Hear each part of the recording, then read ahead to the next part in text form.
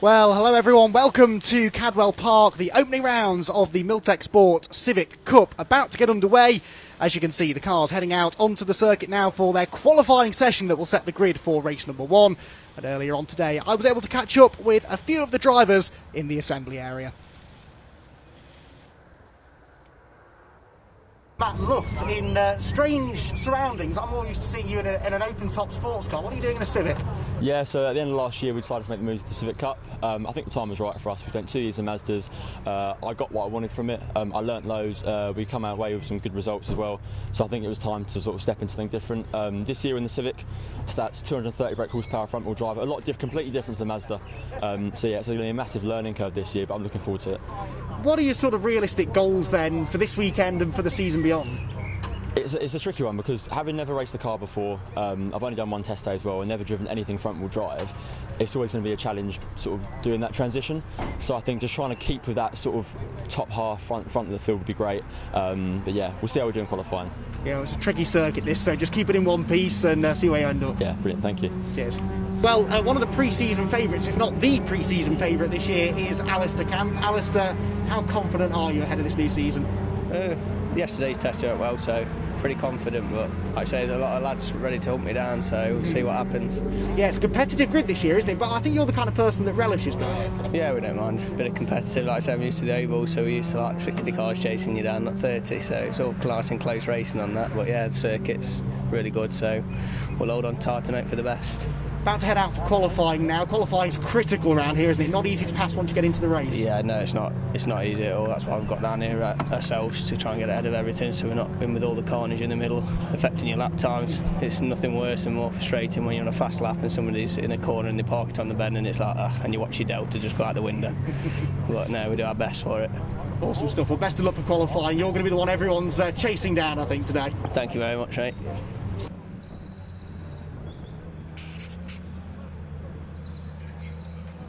So cars then are out on the circuit now then, just getting their tyres up to temperature at the start of this qualifying session. Always an exciting time this at the start of a new season to see who the early pace setters are going to be as we move into what is set to be a cracking season of racing. Andy McEwen up here in the commentary box for the Civic Cup portion of the weekend. Delighted to still be joined here by Alexei Underwood though, who will be helping me navigate my way through what is going to be a busy set of sessions, I think, for the Civics. Lots of cars out there and not a huge amount of real estate really for them all to occupy. Yes, thanks Andy. Hello everyone. I think you're absolutely right, and I've been commentating on the morning sessions, and it does look very busy indeed. And I think to have your round one at Cadwell Park of all places, when everyone is rusty, the cars are kind of rusty, people have had an off season for a little while, to then fling them all into Cadwell Park is that's brave, because as you said, there's not a lot of real estate at all. Very tight track. It really is, but one of the drivers' favourites. They really love it. It is a challenge, it's technical, it's actually surprisingly high speed as well, certainly out of the back part of the circuit. So it does give them a little bit of everything. Overtaking, though, not that easy, and that makes this qualifying session especially important. The drivers have 20 minutes to go out on circuit, set the fastest lap time they can, and that will give them the best possible starting position, they hope, for the race later on. Also worth pointing out, there are two classes out there. There's the Cup class, they're the quicker cars, but then the entry-level series within the championship is the production class. We've got a good handful of production cars out there today. They will be a little bit off the overall pace, but there should be some competitive racing within that class as well. Cars then starting to set some lap times. The pre-season favourite here really has to be Alistair Camp, because the big story over the winter was that the reigning champion, Bruce Winfield, is not returning this year. He's moved up into the Dunlop Touring Car Trophy, racing a TCR Cupra, and that leaves the playing field quite wide open actually here for this new season. And although Alistair Camp is in theory the pre-season favourite, it is actually the number 29 car of Dan Thackeray who has gone quickest at the moment, a 139.0, and Alexei, we're already seeing that the lap times are pretty close. Yeah, absolutely. And it's interesting when you were mentioning about the track being so tight and so technical and not really leaving any room here for overtaking, because I've only really covered time attack here, never door-to-door racing.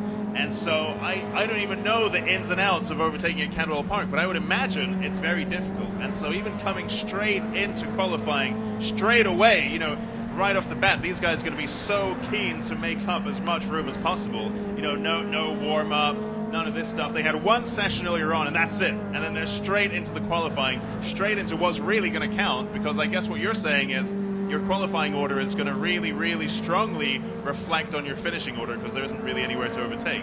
Yes, absolutely that. I mean, it's possible, don't get me wrong, and those of you at home who have tuned in to watch Civic Cup races in the past will know that they do get their elbows out. They're not afraid to trade a bit of paint and force their way through, but that's just easier to do at a place like Donington Park or Silverstone than it would be here at Cadwell. The main overtaking opportunities really up at Park Corner, right at the top of the back straight, and also maybe down at Mansfield as well. You can sometimes make a cheeky little move up the inside.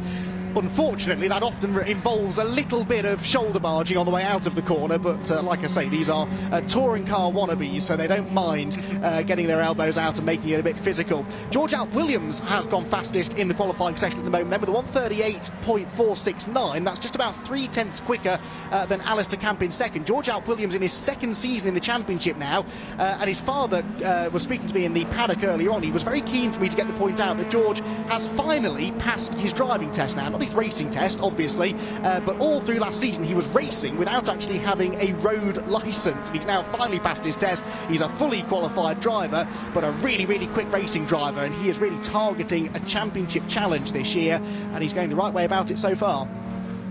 So off the back of that, are most of these drivers quite young then? There's a mix, to be honest. It's definitely becoming one of the go-to series. If you want to be racing in touring cars in the future, this is a really good cost-effective way of really starting your career. So whereas in the past it was a real clubman series, you got people of all ages racing in the championship, which is still the case to some extent, we are seeing more and more of these real youngsters. I mean, people who are, you know, as I said, 16, 17, 18 years old. They're only just old enough to go and race out on the circuits, and it is becoming one of those championships that the big touring car teams are really taking notice of. And I guess this is the kind of format, you know, you called it touring car wannabe earlier on, but like it's absolutely true. You know, these are very high revving, naturally aspirated manual front-wheel drive machines, and that's really a classic touring car formula. Yeah, absolutely, and it'll teach them everything they need to know that they can then apply into a TCR car or a VW Cup car perhaps as they move up that ladder. And that's one of the great things about Maximum Motorsport as well, who are running the championship now. They are sort of putting this ladder in where you start maybe in Civics, move up to the VW Cup, then into the Touring Car Trophy, and then beyond you can go anywhere you like, then into Europe or British touring cars, things like that. So yeah, this is, as I said, a great proving ground because the cars react like a touring car would, but you haven't got huge amounts of power and really technical cars to set up. They're quite easy to set up, relatively speaking, so they really can learn their craft in a championship like this without too much pressure on their shoulders. Al Williams doing a good job, as I said, out there, going quicker again now, 1:38.2. Dan Thackeray second, and Alistair Camp only third, although it must be said he's less than 2/10 off pole at the moment. In fourth place, Matt Luff, who's graduated from Mazda MX-5 racing. Now that is a real jump because Mazda MX-5's rear-wheel drive, lightweight, open-top sports cars. He now jumps into a front-wheel drive Civic, and that is one of the hardest things to do, I would say, as a racing driver, is to go from rear-wheel drive to front-wheel drive, and that is what Matt Luff is hoping to do here this season. And I can't help, whenever I'm watching any kind of racing about any kind of event, think, I really want to get involved in this. And we can see someone there running a little bit slowly. What's going on over there? That might be Matt Luff. Okay, oh, commentator's curse, you've done it. No. That didn't take long, did it? I think I saw out the window that was number 72. He's just limping his way up the hill into the paddock, but Matt Luff, I fear, I think you spotted he might have had a spin possibly coming out of the gooseneck, and then he was slow on his way up towards the mountain, and yeah, I don't think he's gone into the Hall Bend, so he'll be thanking me for bigging him up, won't he? So, yeah, you know, whenever I always fall into this trap of going to any kind of motorsport event, especially at a kind of semi-grassroots level, and thinking this is almost affordable enough for me to be able to just jump into. And that's a very dangerous thought pattern that I keep trapping myself in. And so if I were looking to get into these, are these all home built, or can you go and buy a turnkey ready Milltek Civic Cup machine?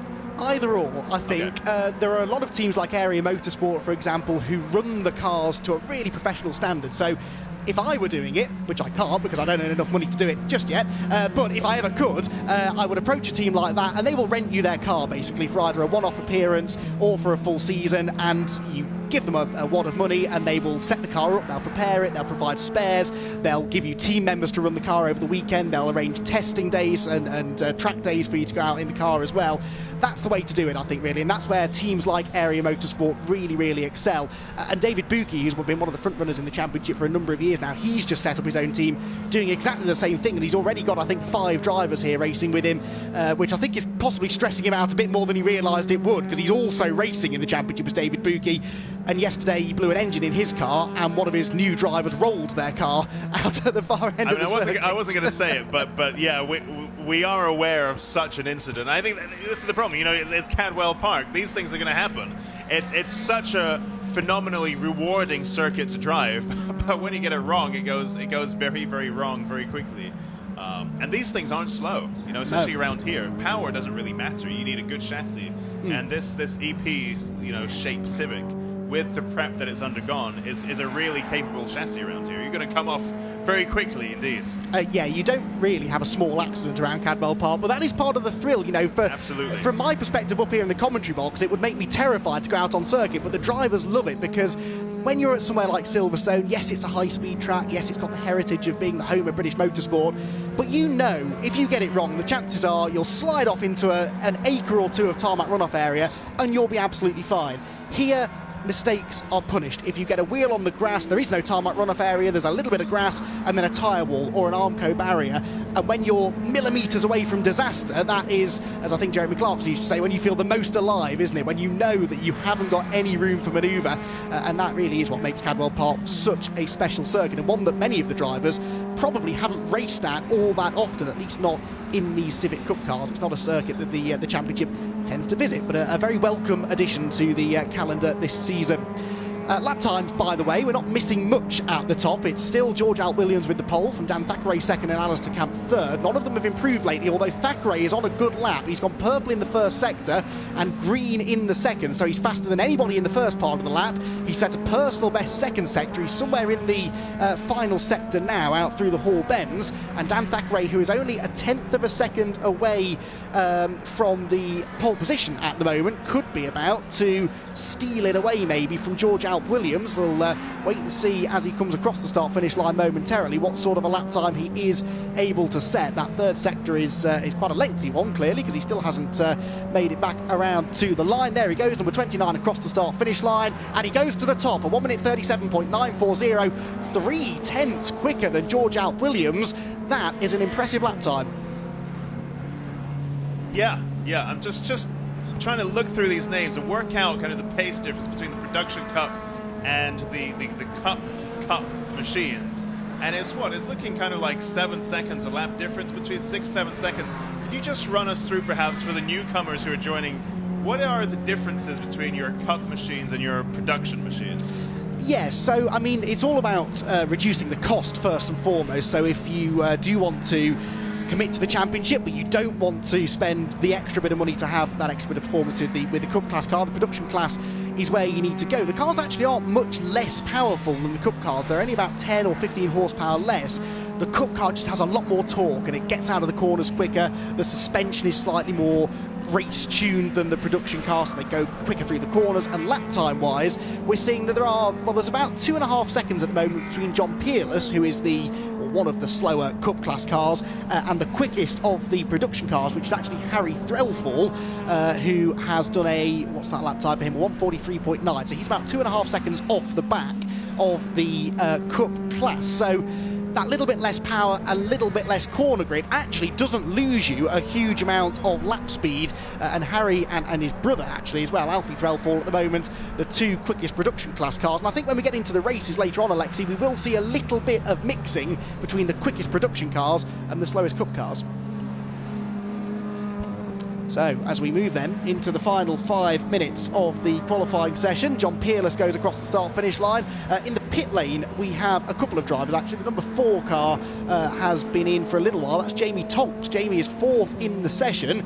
Now, they won't be changing tyres during this session because one of the quirks of Cadwell Park is that the pit lane is actually nowhere near the paddock, so the teams bring the bare minimum equipment down with them into the pit lane for each session. I think they're just tweaking tyre You can pressures. see they've got some tyres over there, though, actually. But Yes. that's the one thing that they've brought with them. Yeah, just in case. That's probably more for if they were to get a puncture or damage the tyre than anything else. Generally what they do is they come in, they maybe let a bit of pressure out of the tyres, and then they send them out again. That's really the only adjustment that you can make mid-session as well. Mervyn Beckett comes in now in the number 32 car. Mervyn Beckett is a little way off actually no, he's 3rd fastest in production is Mervyn Beckett. The production cars, by the way, have a yellow strip just underneath the Co-Ord Sport banner on the windscreen, and the Cup class cars have red strips, and so that's one easy way of identifying between the two of them.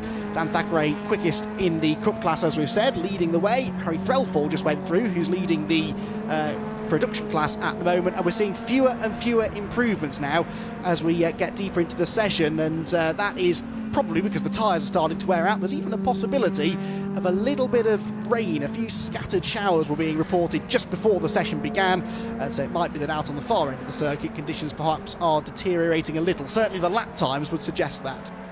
And it's something that we've been trying. I mean, this is every time you race at Cadwell Park, you spend all day trying to second guess whether or not we're going to have any rain. And just moments ago, I felt quite confident in us not having any rain, which is probably the reason why we're absolutely going to have a typhoon coming now. It's probably going to be all my fault. So is there much of a setup difference, given the uncertainty around the weather and the limited changes perhaps that you can make over the course of the day? Are our teams going to be setting up their cars differently in anticipation of wet and dry, or can they still have scope to do that during the day? Yes, they can change the setup between races, definitely. I think speaking to the drivers before qualifying, although there was a threat of rain, I think most of them expected it to stay dry, so they went for dry setups for qualifying. But then if they want to, if the rain arrives as it's expected to, around about 12 o'clock-ish, so within the next 40 minutes or so, they'll soften the suspension up. That's one of the first things they'll do. They'll maybe tweak the brake bias as well inside the cars, just to try and get them a bit more stability going into the corners.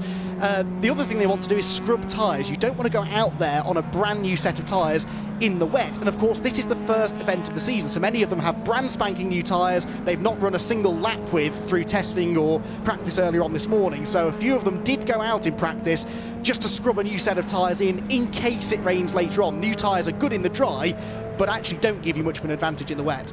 I mean, I think without running your scrub tires, you're gonna have a bad time anywhere. That they have that oily manufacturing kind of disgustingness around the outside of the tire. It's gonna you're gonna have a bad time in the dry, but you're gonna have an even worse time if you try to go out in the wet. You're combining those oils, those freshly rubbered oils, with the wet tarmac, and it's just gonna be an appalling time that you're gonna have. Now, are these guys presumably they're running some kind of controlled tire? Could you tell us a little bit about that? I can tell you they're black and they're round and they give them a lot of grip. Dunlop tyres are used for the championship this year. It is actually a new tyre manufacturer, which is probably worth discussing, because the drivers are trying to get their head around these new tyres. Generally, very positive feedback, actually. They all say it's giving them really good grip.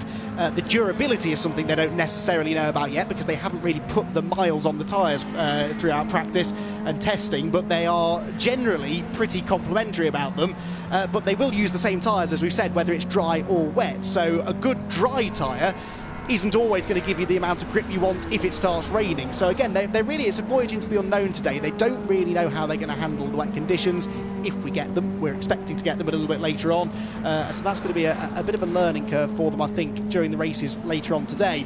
Just keeping an eye on the times, by the way. We're amazingly less than a minute from the end of the session. Dan Thackeray still has pole, but there's been some chopping and changing behind him. George Alp Williams and Alistair Camp have been trading second place on recent laps. Alp Williams had it, then Camp snatched it back again, and Camp is now on another good lap. His first sector is a personal best. He's not troubling Dan Thackeray's time, so I think Thackeray is probably safe on pole position for the time being, but Alistair Camp only 35 one-thousandths of a second quicker than George Alp Williams at the moment, so he's really looking to try and secure that second place. Jamie Tonks is third. Matt Luff, despite only completing 4 laps in the session, because remember we saw him bail for the paddock with those mechanical issues earlier on, he's still 5th quickest at the moment. So Matt Luff, despite the fact that he's making his debut in the championship, is bang on the pace. 6th place at the moment then is Morgan Bailey, who is at the wheel of the number 26 car, and he is the first driver outside of the 1 second bracket, but only just. He's 1.07 seconds away from pole position. So essentially we've got the top 6 drivers here within a second or so of each other, which bodes well for the races later on. It's still Harry Threlfall ahead of Alfie Threlfall for the production pole position, with Mervyn Beckett in third, and Alexi, those 3 are all within half a second or so of each other as well. So despite the fact this is a really demanding track where you might expect there to be a bit more of a spread of lap times, that is not what we're seeing so far. I think this is one of the beauties of having such an intelligently designed spec series, which keeps the competition really, really close. And like you said, our top 6 is separated just about by a second, and our top 3 by less than half a second, which hopefully one would expect would bode really well for an exciting race ahead. I think so, yes. So checkered flag is out then. Qualifying session has been completed, and drivers, some of them are still on laps, which could become late improvements, but it doesn't look as though anyone's setting the timing sheets alive at the moment, so I'm fairly confident that Thackeray will get the pole. Alistair Camp second, George Alp Williams third.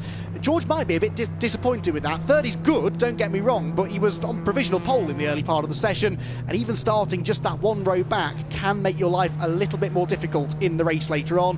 Tonks is still 4th ahead of Matt Luff and Morgan Bailey. Then it's Bensley, Wright, Ryan Dalzell is 9th, and David Buki in 10th position, still sort of bedding in that new engine, I think, that they put in after his testing dramas yesterday. In production, we have some late changes because Harry Threlfall, who'd been on the production pole all session long, has been demoted to 3rd. Mervyn Beckett went quicker than him, and then Alfie Threlfall went to the top with a 1 minute 43.5. That's just over a quarter of a second quicker than Mervyn Beckett, and Harry Threlfall, who was on the production class pole for the whole session, has now been demoted down to 3rd position. So drama there towards the end in the production class, and I think they're going to give us a really, really good race later on.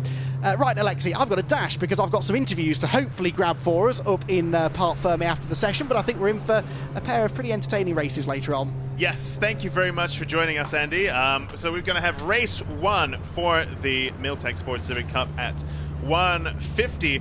I can see both of our Threlfalls are in the top 3. That's probably no coincidence. Presumably that's some kind of fratricide going on there. Very intrigued to see how that all pans out. But thank you very much for joining us for Milltek Sports Civic Cup qualifying. Thank you to Andy McEwen for leading the commentary on that.